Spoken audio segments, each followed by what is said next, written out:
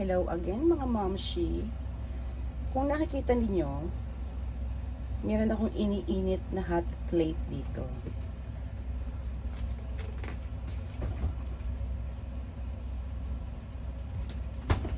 Kasi meron pong ibinigay sa akin yung aking panganay, yung aking anak. Gumawa kasi siya ng sisig. Ang gagawin natin sa sisig ay iinitin natin siya. At pagkatapos,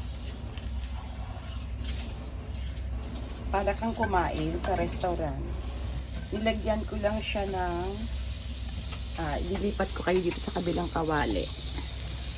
Nilagyan ko lang siya ng butter, yung kalan.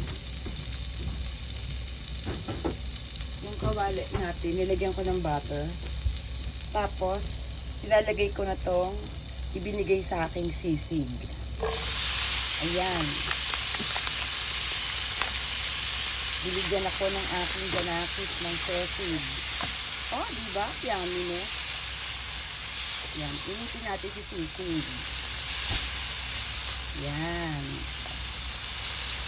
Iinitin natin siya. Kasi, good for two lang to. Kaming dalawa lang ng aking drawer. Yan.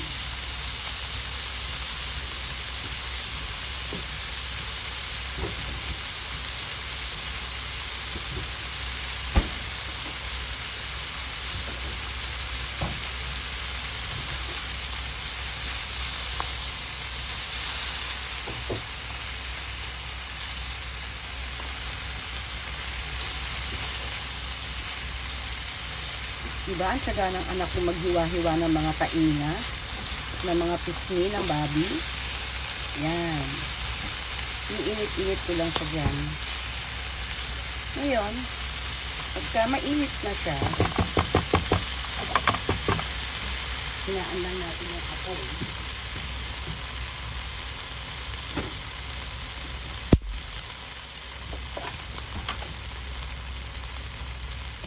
Ililipat ko na kayo dito sa ating hot plate. Lalagyan naman natin ng butter. O, diba? Nakulo-kulo siya.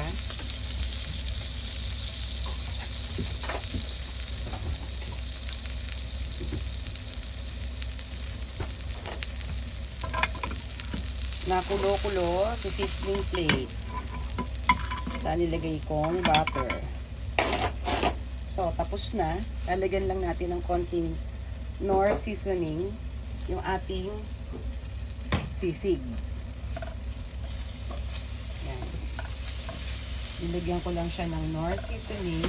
At pagkatapos, ito na tayo. Ilalagay na natin siya sa sizzling plate. Oh, diba? Yumminess. Tapos may beer ka. O, diba ang saya? Oh, ano ka? Oh, diba? Mayroon na akong sisig. Oh. Ayan. Pinatay ko na si Apoy.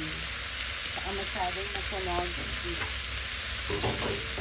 At saka natin siya ngayon.